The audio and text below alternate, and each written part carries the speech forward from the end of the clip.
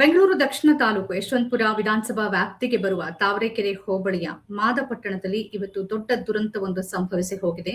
ಕಲ್ಲು ಕ್ವಾರಿಯಲ್ಲಿ ಕೆಲಸ ಮಾಡುತ್ತಿದ್ದಂತ 7 ಮಂದಿ ಕಾರ್ಮಿಕರ ಮೇಲೆ ಸುಮಾರು 100 ಅಡಿಯಿಂದ ಬಂಡೆ ಬಿದ್ದ ಪರಿಣಾಮವಾಗಿ ಸ್ಥಳದಲ್ಲಿ 7 ಮಂದಿ ಮೃತಪಟ್ಟಿದ್ದಾರೆ, ಕೆಲವರು ಗಾಯಗೊಂಡಿದ್ದಾರೆ. ಅವರನ್ನ ಆಸ್ಪತ್ರೆಗೆ ದಾಖಲಿಸಿ ಚಿಕಿತ್ಸೆಯನ್ನ ನೀಡಲಾಗ್ತಿದೆ. ಘಟನೆಗೆ ಸಂಬಂಧಪಟ್ಟಂತೆ ರಾಜಕೀಯ ಪ್ರತಿಕ್ರಿಯೆಗಳು ಕೂಡ ಬರ್ತಾ ಇದೆ. ಸ್ಥಳಕ್ಕೆ ಆ ಭಾಗದ ಶಾಸಕ ಎಸ್.ಟಿ. ಸೋಮಶೇಖರ್ ಅಧಿಕೃತವಾಗಿ ಬಿಜೆಪಿ ಶಾಸಕ ಕಾಂಗ್ರೆಸ್ ಜೊತೆಗಿದ್ದಾರೆ. ಸ್ಥಳಕ್ಕೆ ಭೇಟಿ ಕೊಟ್ಟಿದ್ದಾರೆ. ಈ ಮಾನವೀಯ ದುರ್ಘಟನೆ ಬಗ್ಗೆ ಅವರು ಮಾತನಾಡಿದ್ದಾರೆ. ಜೊತೆಗೆ ಅದನ್ನ ಅಷ್ಟು ಸುಲಭವಾಗಿ ತೆಗೆದುಕೊಳ್ಳೋದಕ್ಕೆ ಸಾಧ್ಯ ಇಲ್ಲ, ಕ್ರಮ ಆಗಬೇಕು ಅಂತ ಹೇಳ್ತಿದ್ದಾರೆ. ಈ ಕ್ರಷರ್ ಅಸೋಸಿಯೇಷನ್ ಇರುತ್ತಲ್ಲ, ಆ ಅಸೋಸಿಯೇಷನ್ ನ ಅಧ್ಯಕ್ಷನ್ಗೆ ಸಂಬಂಧಪಟ್ಟ ಕ್ವಾರಿ ಬಹಳ ಬಲಾಢ್ಯ, ಆತನ ಕ್ರಮ ಆಗ್ಬೇಕಲ್ಲ, ಮನುಷ್ಯ ಜೀವಕ್ಕೆ ಬೆಲೆ ಇಲ್ವಾ ಅಂತ ಒಬ್ರು ಶಾಸಕರು ಕೇಳ್ತಾರೆ ಅಂತಂದ್ರೆ, ಒಬ್ರು ಶಾಸಕರೇ ಈ ಪರಿಸ್ಥಿತಿಯಲ್ಲಿ ಮಾತಾಡ್ತಾರೆ ಅಂತಂದ್ರೆ ಈ ಕ್ವಾರಿ ಮಾಲೀಕರ ಒಂದು ಬಲ ಹೇಗಿದೆ, ಅವರ ಒಂದು ಪವರ್ ಹೇಗಿದೆ ಅನ್ನೋದನ್ನ ನಾವಿಲ್ಲಿ ಅರ್ಥ ಮಾಡ್ಕೊಳ್ಬಹುದು. ಡಿ.ಕೆ. ಶಿವಕುಮಾರ್ ಮುಖ್ಯಮಂತ್ರಿಗಳು ಮಾತಾಡಿದ್ದಾರೆ, ಸಂಪೂರ್ಣವಾಗಿ ನಾವು ಈ ಅಕ್ರಮ ಕ್ವಾರಿಗಳೇನಿದೆ ಅದನ್ನ ಕ್ರಾಕ್ ಡೌನ್ ಮಾಡ್ತೀವಿ ಅಂತ ಹೇಳ್ತಿದ್ದಾರೆ. ರಾಜಕೀಯ ನಾಯಕರ ಹೇಳಿಕೆಗಳು ಇದೇ ರೀತಿ ಬರ್ತಾನೆ ಇರುತ್ತೆ, ಆದ್ರೆ ಸಾವುಗಳು ಮಾತ್ರ ನಿಲ್ಲೋದಿಲ್ಲ. ಎಲ್ಲೋ ಬದುಕನ್ನ ಯಾದಗಿರಿಯಿಂದ ಬಂದಿದ್ದಾರೆ, ಬಿಹಾರದಿಂದ ಬಂದಿದ್ದಾರೆ, ಇವರೆಲ್ಲರೂ ದಿನಗೂಲಿ ಕಾರ್ಮಿಕರಾಗಿರ್ತಾರೆ, ಬದುಕನ್ನ ಕಟ್ಕೊಳ್ಬೇಕು, ಸಾಲ ಸೋಲ ಮಾಡಿರ್ತಾರೆ. ಹೀಗಿರೋ ಸಂದರ್ಭದಲ್ಲಿ ಕುಟುಂಬಕ್ಕೆ ಆಧಾರವಾಗಿದ್ದ ವ್ಯಕ್ತಿನೇ ಈ ತರ ಅಜಾಗರೂಕತೆಯಿಂದ ನಿರ್ಲಕ್ಷ್ಯದಿಂದ ಮೃತಪಡ್ತಾರೆ ಅಂತಂದ್ರೆ ಅದಕ್ಕೆ ಹೊಣೆಗಾರಿಕೆ ಯಾರದು? ಈ ಮಾಲೀಕರ ವಿರುದ್ಧ, ಈ ಕ್ರಷರ್ ಮಾಲೀಕರ ವಿರುದ್ಧ ಮತ್ತು ಮೈನ್ಸ್ ಅಂಡ್ ಜಿಯಾಲಜಿ ಇರ್ಬೋದು, ಅಥವಾ ಪೊಲ್ಯೂಷನ್ ಕಂಟ್ರೋಲ್ ಬೋರ್ಡ್ ಇರ್ಬೋದು, ಅಥವಾ ಸ್ಥಳೀಯ ಜಿಲ್ಲಾಧಿಕಾರಿಗಳು ಪೊಲೀಸರ ವಿರುದ್ಧನೇ ಕ್ರಮವನ್ನ ತೆಗೆದುಕೊಳ್ಬೇಕು. ಅವರ ವಿರುದ್ಧ ಕೊಲೆ ಪ್ರಕರಣವನ್ನ ಹಾಕ್ಬೇಕು. ಈ ಸಾಮಾನ್ಯವಾಗಿ ಏನ್ ಮಾಡ್ತಾರೆ ಅಂತಂದ್ರೆ ಈ ತರದ ಪ್ರಕರಣಗಳಲ್ಲಿ ಅಜಾಗರೂಕತೆ, ನಿರ್ಲಕ್ಷ್ಯ, ಉದ್ದೇಶ ಪೂರ್ವಕವಲ್ಲದ ಸಾವು, ಈ ತರದ ಪ್ರಕರಣಗಳನ್ನ ದಾಖಲು ಮಾಡ್ತಾರೆ. ಈ ತರದ ಪ್ರಕರಣಗಳನ್ನ ಪೊಲೀಸರು ಯಾಕೆ ಮಾಡ್ತಾರೆ ಅಂತಂದ್ರೆ ಯಾರು ಇದ್ರಲ್ಲಿ ಅಪರಾಧಿಗಳಿರ್ತಾರಲ್ಲ ಅವರನ್ನ ಕಾಪಾಡ್ಬೇಕು ಅನ್ನೋ ಕಾರಣಕ್ಕಾಗಿನೇ ಮಾಡ್ತಾರೆ. 7 ಜನ ಸತ್ತೋಗಿದ್ದಾರೆ, ಇನ್ನೂ ಕೂಡ ಕ್ವಾರಿ ಮಾಲೀಕನ ಬಂಧನ ಆಗಿಲ್ಲ ಅಂತಂದ್ರೆ ಈ ಸರ್ಕಾರ, ಪೊಲೀಸ್ ಇಲಾಖೆ ಏನ್ ಮಾಡ್ತಾ ಇದೆ?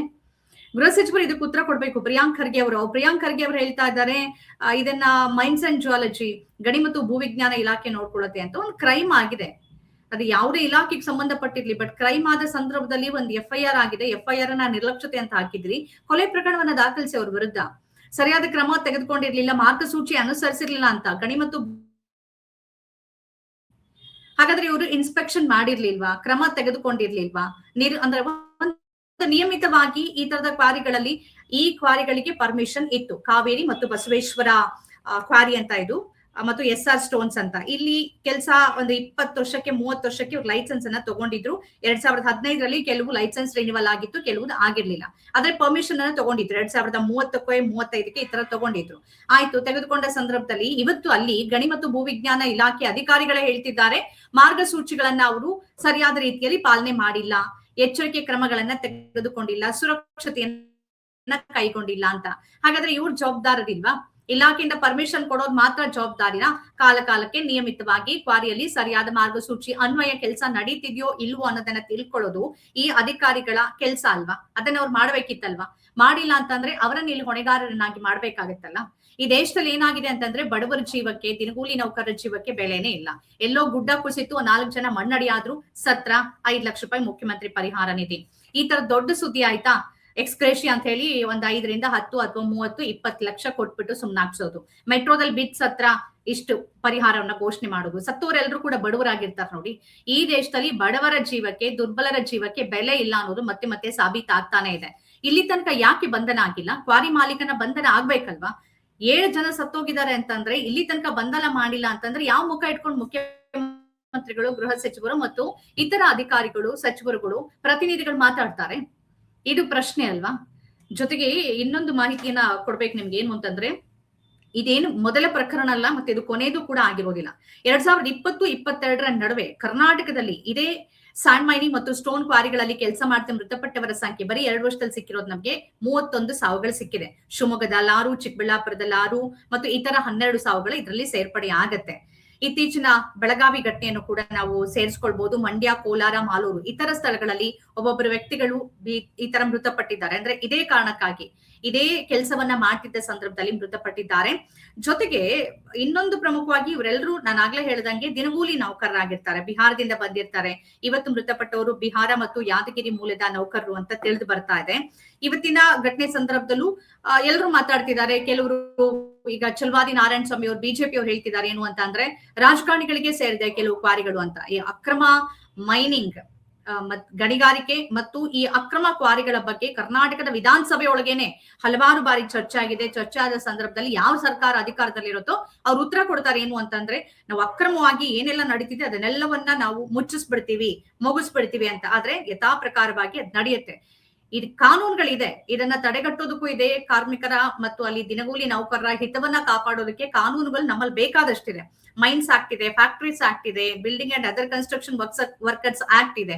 ಆದ್ರೆ ಈ ಎಲ್ಲಾ ಆಕ್ಟ್ ಗಳಿದೆ, ಅದನ್ನ ದುರ್ಬಲ ಮಾಡೋದೇ ಅಧಿಕಾರಿಗಳು, ಪೊಲೀಸರು ಮತ್ತು ಸರ್ಕಾರದ ಕೆಲಸ ಅನ್ನೋ ರೀತಿಯಲ್ಲಿ ಆಗೋಗ್ಬಿಟ್ಟಿದೆ. ಈ ಬೇಜವಾಬ್ದಾರಿಯಿಂದಾನೆ ಕ್ವಾರಿ ಅನುಮತಿಗಳ ಪರಿಶೀಲನೆ ಮಾಡೋದಿರ್ಬೋದು, ಅಥವಾ ಸುರಕ್ಷತಾ ತರಬೇತಿಯನ್ನು ಕೊಡೋದಿರ್ಬೋದು, ಮೇಲ್ವಿಚಾರಣೆ ಇರ್ಬೋದು, ರೆಗ್ಯುಲರ್ ಇನ್ಸ್ಪೆಕ್ಷನ್ ಗಳನ್ನ ನಾಗ್ಲೇ ಹೇಳಿದ್ನಲ್ಲ, ನಿಯಮಿತವಾಗಿ ಅಧಿಕಾರಿಗಳು ಭೇಟಿ ಕೊಡ್ಬೇಕು. ಸರಿಯಾಗಿ ಕೆಲಸ ನಡೀತಿದೆಯೋ ಇಲ್ಲೋ, ಅಲ್ಲಿರೋ ಕಾರ್ಮಿಕರು ಯಾರು ಕೆಲಸ ಮಾಡ್ತಿದ್ದಾರೆ, ಎಚ್ಚರಿಕೆಯನ್ನ ವಹಿಸಿದ್ರೋ ಇಲ್ವೋ, ಅಕ್ರಮ ಕ್ವಾರಿ ಮುಟ್ಸೋದು, ಜೊತೆಗೆ ಲೈಸೆನ್ಸ್ ಅನ್ನ ರಿನಿವಲ್ ಮಾಡೋದು, ಇದೆಲ್ಲವೂ ನಡಿಬೇಕು. ಆದ್ರೆ ಇದೆಲ್ಲವೂ ಕೂಡ ನಡೀತಾ ಇಲ್ಲ ಅನ್ನೋದು ನಮ್ಗೆ ಗೊತ್ತಾಗ್ತಿರೋದು ಅಂಶ. ಇನ್ನೊಂದು ಪ್ರಮುಖವಾದ ಅಂಶ ಏನು ಅಂದ್ರೆ 2021 ಸುಮಾರು 2,000 ಅಕ್ರಮ ಕ್ವಾರಿಗಳು ಕರ್ನಾಟಕದಲ್ಲಿ ಕಾರ್ಯನಿರ್ವಹಿಸ್ತಿದ್ವು ಅಂತ ಅಧಿಕಾರಿಗಳು ಹೇಳಿರೋದನ್ನ ಟೈಮ್ಸ್ ಆಫ್ ಇಂಡಿಯಾ ವರದಿ ಮಾಡಿದೆ. ಜೊತೆಗೆ ಕಳೆದ 4-5 ವರ್ಷಗಳಲ್ಲಿ ಅನೇಕ ಪ್ರಕರಣಗಳು ದಾಖಲಾಗಿದೆ. 2016-2021 ನಡುವೆ 2,451 ಪ್ರಕರಣ ದಾಖಲಾಗಿದೆ. 1,126 FIRಗಳು ಈ ತರ ಸಾವು, ಹಿಂಸೆ, ಬೇರೆ ಬೇರೆ ಕಾರಣಕ್ಕಾಗಿ. 2025 ವರದಿ ಪ್ರಕಾರ 4 ವರ್ಷಗಳಲ್ಲಿ 2,140 ಪ್ರಕರಣ ಮತ್ತು 20 ಕೋಟಿ ರೂಪಾಯಿ ದಂಡವನ್ನ ವಸೂಲಿ ಮಾಡಲಾಗಿದೆ. ಈ ದಂಡ ವಸೂಲಿ ಮಾಡ್ಕೊಳಕ್ಕಾಗತ್ತೆ. ಜನ ಸತ್ತೋಗ್ತಾರಲ್ಲ, ಕಾರ್ಮಿಕರು ಸತ್ತೋಗ್ತಾರಲ್ಲ, ಒಂದು ಸರಿ ಸಾವಾಗತ್ತೆ, ಒಂದ್ಸರಿ ಅಜಾಗರೂಕತೆ, ನಿರ್ಲಕ್ಷ್ಯ ಎಲ್ಲವೂ ಆಗತ್ತೆ. ಪದೇ ಪದೇ ಅದಾಗ್ತಾ ಇದ್ರೆ ಎಷ್ಟು ಸರಿ ಎಕ್ಸ್ಕ್ಯೂಸ್ ಕೊಡೋಣ? ಅದಕ್ಕಾಗಿ ಇವರೆಲ್ಲರ ಮೇಲೆ ಕೊಲೆ ಕೇಸನ್ನ ದಾಖಲು ಮಾಡ್ಕೊಳ್ಬೇಕು. ನ್ಯಾಯಾಲಯಗಳ ಇದ್ರ ಬಗ್ಗೆ ಗಮನ ಹರಿಸ್ಬೇಕೆಂದ್ರೆ ಅಧಿಕಾರಿಗಳೆಲ್ಲರೂ ಕೂಡ ಬಲಾಢ್ಯರ ಪರವಾಗಿ ಇರತ್ತೆ ಹೊರತು ಸಾಮಾನ್ಯ ಜನರ ಪರವಾಗಿ ಇರೋದಿಲ್ಲ. ಹಾಗಾಗಿನೇ ಇವ್ರ ವಿರುದ್ಧ ಕೊಲೆ ಕೇಸನ್ನ ದಾಖಲು ಮಾಡೋದಿಲ್ಲ. ಅಜಾಗರೂಕತೆ, ನಿರ್ಲಕ್ಷ್ಯ, ಆಕ್ಟ್ ಆಫ್ ಗಾಡ್, ದೈವಿಕ ಕ್ರಿಯೆ, ಈ ತರದ ಆಕ್ಟ್ ಗಳನ್ನ ಹಾಕ್ತಾರೆ. ಯಾಕೆಂದ್ರೆ ಅವರು ಕೋರ್ಟ್ ನಲ್ಲಿ ಈಸಿಯಾಗಿ ಶಿಕ್ಷೆ ಆಗದಂತೆ ಅವರು ಪಾರಾಗ್ಬೋದಲ್ಲ, ಅದೇ ಕಾರಣಕ್ಕಾಗಿ ಈ ತರದ ಮಾಡ್ತಾರೆ. ಹೆಚ್ಚಿನ ಸಂದರ್ಭದಲ್ಲಿ ಪೆನಾಲ್ಟಿಯನ್ನ ವಸೂಲ್ ಮಾಡ್ತಾರೆ ಹೊರತು ಕಾನೂನಿನ ಕುಣಿಕೆಯೊಳಗೆ ಅವರನ್ನ ಸಿಲುಕಿಸುವ ಪ್ರಯತ್ನ ಖಂಡಿತ ಆಗೋದಿಲ್ಲ. ಅಲ್ಲೂ ಮತ್ತೆ ಹಣವನ್ನ ವಸೂಲಿ ಮಾಡುವ, ದಂಡವನ್ನಾಗಿ ವಸೂಲಿ ಮಾಡುವ ಪ್ರಕ್ರಿಯೆನೇ ಹೆಚ್ಚಾಗಿ ನಡೆಯುತ್ತೆ.